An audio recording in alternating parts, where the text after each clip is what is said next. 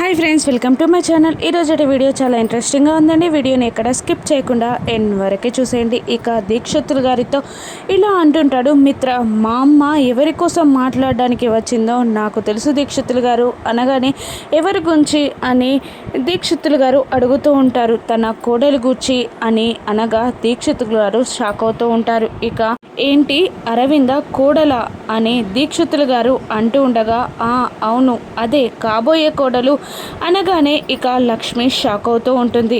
మనీషాకి నాకు పెళ్లి చేయాలని మా అమ్మ అనుకుంటుంది. ఇక మనీషా కూడా నన్ను పెళ్లి చేసుకోవడానికి వెయిట్ చేస్తుంది. ఇక మా ఇద్దరి పెళ్ళికి ఇంకా ఏమైనా అడ్డంకులున్నాయా అని కనుక్కోవడానికి మా అమ్మ మీతో మాట్లాడడానికి వచ్చింది. ఇంకా నేను గతం తాలూకు జ్ఞాపకాల నుండి బయటికి రాలేకపోతున్నాను. నా గతం తాలూకు జ్ఞాపకాలు నా మనసుపై మరకల్లా మిగిలిపోయాయి. పైగా ఈ గండాల వలయంలో ఉన్న నేను పెళ్లి చేసుకోవడానికి సిద్ధంగా లేను. కానీ మనీషా నన్ను పెళ్లి చేసుకోవాలని గట్టిగా పట్టుకొని కూర్చుంది. అందుకే మీతో మాట్లాడడానికి అమ్మ వచ్చింది అని అనగానే ఇక దీక్షితులు గారు ఇలా అనేస్తారు. మనీషాకి నీకు పెళ్లి జరిగే సమయం ఇంకా రాలేదు మిత్ర. ఆ సమయం వస్తుందన్న ఊహ కూడా నువ్వు ఆలోచించకు అనగానే మిత్ర షాక్ అవుతూ ఉంటాడు. అదేంటి దీక్షితులు గారు అని అంటుండగా, నీకు ఆల్రెడీ పెళ్ళి అయిపోయింది, నీ భార్య లక్ష్మి అని దీక్షితులు గారు అనగానే ఇక మిత్ర కోపంగా, ఇంకొకసారి ఆ పేరుని నా ముందు మాట్లాడకండి, పలకకండి అని మిత్ర అనేస్తాడు. అదేంటి మిత్ర అలా అంటున్నావు అని దీక్షితులు గారు అడుగుతూ ఉండగా, తను ద్రోహం చేసి నా నుండి వెళ్ళిపోయింది అని మిత్ర అంటూ ఉండగా, కళ్ళకు కనబడేవి ఎప్పుడు నిజాలు కాదు మిత్ర అని దీక్షితులు గారు అంటూ ఉంటారు. ఇక 100 ఉలి దెబ్బలు అవసరం లేదు, ఒక బండరాయి చాలు అద్దం పగలడానికి. అలా లక్ష్మి చేసిన ద్రోహం వల్ల నా మనసు ఎప్పుడో పగిలి ముక్కలైపోయింది. అందుకే ఇంకొకసారి లక్ష్మి అన్న మాట నేను వినకూడదు అనుకుంటున్నాను దీక్షితులు గారు అని అంటూ ఉండగా, ఇక నిజాలు తెలియజేసే సమయం వచ్చినప్పుడు అన్ని నిజాలు బయటపడతాయి మిత్ర. అంతేకాదు ఆ నిజాలని నీకు తెలియజేసేలా నేను కూడా ప్రయత్నిస్తాను. కానీ నీ పెళ్ళికి మాత్రం ఇంకా సమయం రాలేదు అని అంటూ ఉంటారు దీక్షితులు గారు. ఇక అరవిందతో దీక్షితులు గారు మిత్రాన్ని తీసుకొని ఇక్కడి నుండి వెళ్ళిపో అరవింద అని అంటుండగా, అక్కడున్న ఎస్ఐ ఆ అమ్మాయిని కూడా పంపించండి, మాతో పాటే వచ్చేస్తుంది అని అంటుండగా, ఆ అమ్మాయి ఇంకా ప్రత్యేక పూజలో ఉంది, తను ఇప్పుడు రాలేదు, మీరు వెళ్ళండి అని దీక్షితులు గారు అంటారు. ఇక సరే అంటూ లక్ష్మిని అక్కడే వదిలిపెట్టి ఇక మిత్ర అరవింద అడవిలో నుంచి వచ్చేస్తారు. ఇక మరోవైపు మనీషా ఇంట్లో మిత్ర గుచ్చి ఎదురు చూస్తూ ఉంటుంది. ఏంటి ఎవరి కోసం ఎదురు చూస్తున్నావు అని అంటుండగా, ఇక దీక్షితులు గారిని కలవడానికి అరవింద ఆంటీ మిత్ర వెళ్ళారు కదా, ఏదైనా శుభవార్త తీసుకొస్తారేమో అని ఎదురు చూస్తున్నాను అని మనీష అంటుండగా, పిచ్చి మనీష, లక్ష్మి బ్రతికే ఉందా అని కన్ఫర్మ్ చేసుకోవడానికి అరవింద అక్క వెళ్ళే ఉంటుంది, కానీ నీకు పెళ్లి ముహూర్తాలు పెట్టించడానికి కాదు అని అంటూ ఉంటుంది దేవయాని. ఇక అప్పుడే మిత్ర వాళ్ళు రానే వచ్చేస్తారు. ఇక మనీషా మిత్రని ఆతృతగా అడుగుతూ ఉంటుంది. ఇక ఏమన్నారు దీక్షితులు గారు, మనకి పెళ్లి ముహూర్తాలు ఎప్పుడు పెట్టుకోమని చెప్పారు అని అనగానే ఇక మిత్ర ఇలా అంటూ ఉంటాడు, ఇంకొన్ని రోజులు మనం వెయిట్ చేయాలంట అని అనగానే ఇక సంవత్సరమా, 2 సంవత్సరాల, 3 సంవత్సరాల, ఇంకెన్ని రోజులు మిత్ర మనం వెయిట్ చేయాల్సింది. ఇంకా నాకు జీవితం మీద ఆశ అన్నది పోతుంది. ఇంకా నా పెళ్ళి కాకముందే లక్కీ పాప కూడా పెళ్ళి ఈడుకు వచ్చేస్తుంది. లక్కీ పాప పెళ్ళైనా కూడా నా పెళ్ళి కాదేమో అని నాకు చాలా భయంగా ఉంది. జీవితం మీద ఆశ అన్నదే లేకుండా పోతుంది నాకు అని అంటూ ఉంటుంది మనీష. ఇక అదేంటి మనీష అలా మాట్లాడుతున్నావు అని మిత్ర అంటుండగా, మరి ఇంకేం చేయమంటావు మిత్ర, నీతో ఇంకా ఎన్ని సంవత్సరాలు బ్రతిమలాడించుకుంటావు నాతో, ఇంకా నన్ను ఎప్పుడు పెళ్లి చేసుకుంటావు అని మనీష నిలదీస్తూ ఉంటుంది. ఇక దేవయాని మధ్యలో ఇలా అంటూ ఉంటుంది. ఇక మిత్ర మనీషల విషయం అనేది గాలిలో దీపం లాంటిదక్క.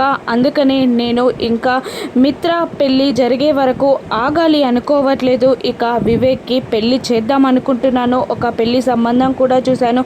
రేపు పంతులు గారిని రమ్మన్నాను. ఇక ముహూర్తాలు కూడా పెట్టిస్తానక్క అని దేవయాని అంటుండగా అరవింద కోపంగా, ఏం మాటలు దేవయాని అవి?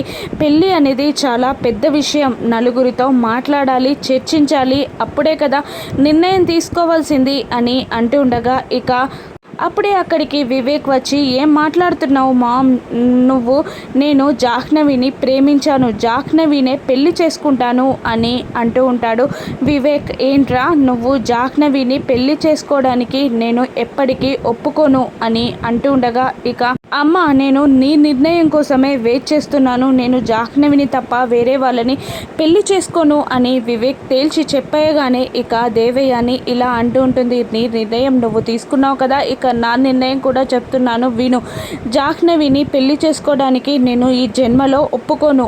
ఇక నువ్వు జాహ్నవిని పెళ్లి చేసుకుంటానన్నా తన చేయిని పట్టుకుంటాను అన్న నా ఇంట్లో నా శవమే మిగులుతుంది. నా శవాన్ని దాటి వెళ్ళి దాన్ని పెళ్లి చేసుకొని పండగ చేసుకో అని దేవయాని అంటుండగా ఇక మిత్ర, పిన్ని అవే మాటలు అని అరుస్తూ ఉంటాడు. ఇక దేవయాని ఇలా అంటూ ఉంటుంది, ఈ ఇంట్లో ఎవరి స్వార్థం ఎవరి పనులు వాళ్ళు చూసుకుంటున్నారు. అందుకే నీ పెళ్లి గుచ్చి నిర్ణయం నేను తీసుకున్నాను. ఇక నా కొడుకు పెళ్లి నా నిర్ణయం ప్రకారమే జరగాలి, లేదంటే నేను ఊరుకోను అని దేవయాని అంటుండగా ఇక మనీష, అసలు ఇక్కడ నా పెళ్లి మ్యాటర్ కదా నడుస్తుంది, ఇంకేదేదో మాట్లాడుతున్నారేంటి? ఇక నేనే సిచ్యువేషన్లో ఉన్నారో మీరు అర్థం చేసుకోరా? మా అమ్మ నన్ను వదిలిపెట్టి ఏ సిచ్యువేషన్లో వెళ్ళిపోయింది, మా అమ్మ చావుకి కారణం ఎవరో, ఇక మా అమ్మ ఏ పరిస్థితుల్లో చనిపోయిందో తన త్యాగానికి కూడా విలువ ఇవ్వరా మీరు అని,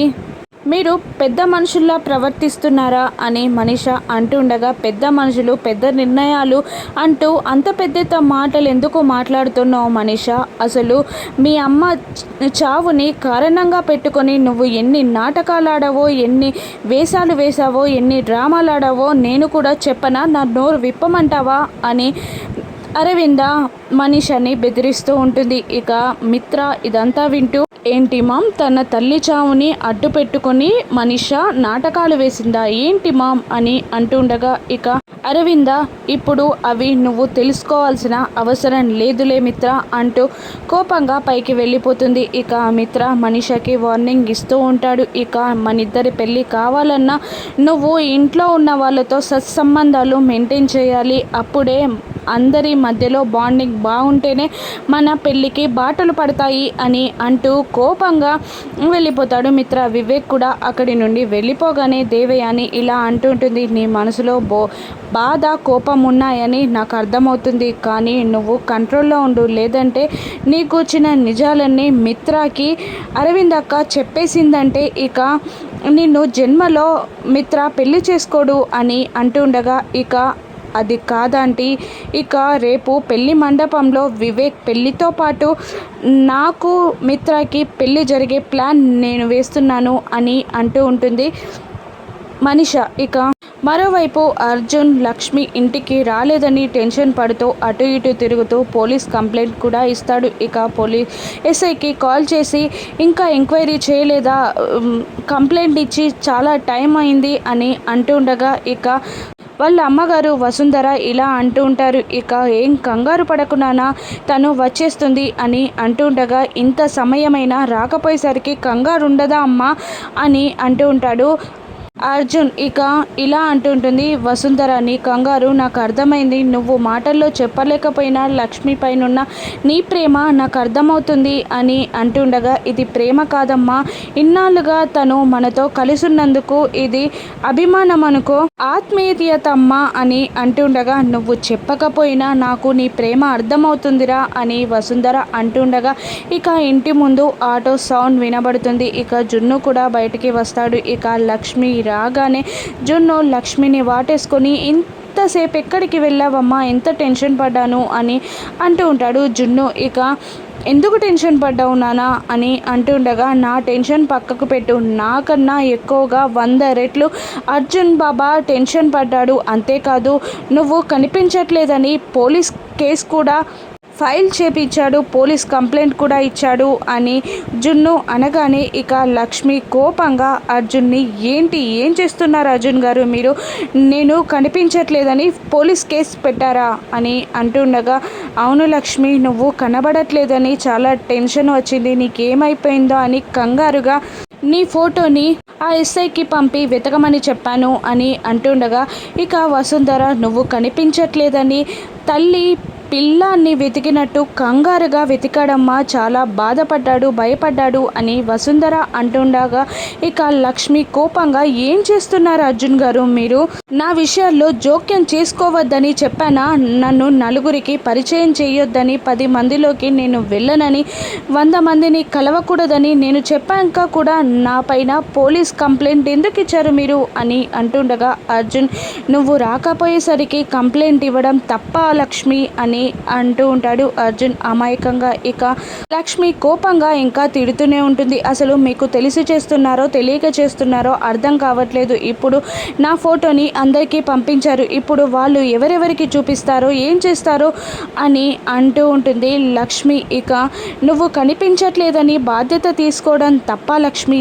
అని అర్జున్ అంటుండగా, మిమ్మల్ని బాధ్యత తీసుకోమని నేను చెప్పానా, నా గురించి బాధ్యత మీరెందుకు తీసుకుంటున్నారు, నేను మీ కంపెనీలో పని చేస్తున్నాను, మీ ఇంట్లో ఉంటున్నాను అంతే అని అంటూ కోపంగా వెళ్ళిపోతుంది లక్ష్మి. ఇక నేనేం చేశానమ్మా, కనిపించట్లేదని పోలీస్ కంప్లైంట్ ఇచ్చి కంగారుగా వెతకడం తప్ప అమ్మా అని అర్జున్ బాధగా వసుంధరని అడుగుతూ ఉండగా, తను ఎక్కడి నుంచి వచ్చిందోరా, ఎక్కడి కోపమో నీ మీద చూపినట్టున్నట్టుంది, ఇక తనని అర్థం చేసుకోరా, లక్ష్మి గురించి మనకు తెలుసు కదరా అని అంటుండగా, అర్జున్ మాత్రం బాధపడుతూ ఉంటాడు లక్ష్మి మాటలకి. ఇక లక్ష్మి పక్కకి వెళ్ళి పోలీస్ కంప్లైంట్ ఇచ్చాను అన్న అర్జున్ మాటలు వింటూ, ఇప్పుడు ఎవరెవరికి చూపిస్తారో, నేను ఇక్కడున్న విషయం ఎవరికి తెలిసిపోతుందో అని లక్ష్మి టెన్షన్ పడుతూ ఉంటుంది. ఇక దేవి అని వివేక్కి వేరే పెళ్లి చేయనుందా, ఇక మిత్ర ప్లాన్ చేసి జాహ్నవికి వివేక్కి పెళ్లి చేస్తాడా,